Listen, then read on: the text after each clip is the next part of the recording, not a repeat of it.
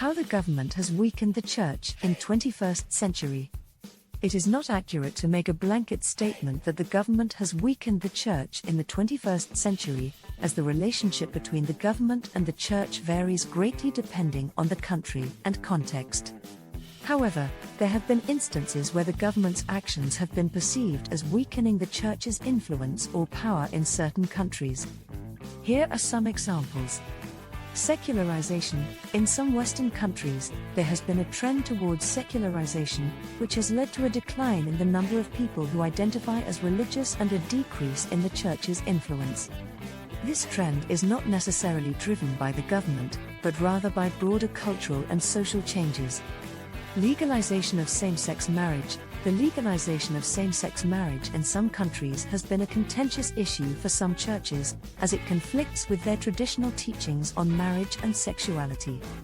The government's role in legalizing same-sex marriage can be seen as weakening the church's traditional views on marriage and family. Restrictions on religious practices. In some countries, the government has placed restrictions on religious practices, which has been seen as an attempt to weaken the church's influence.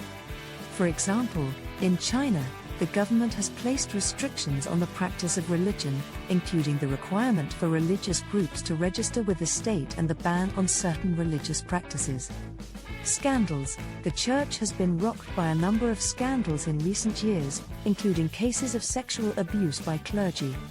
The government's response to these scandals, including investigations and legal action against the church, has been seen as weakening the church's moral authority.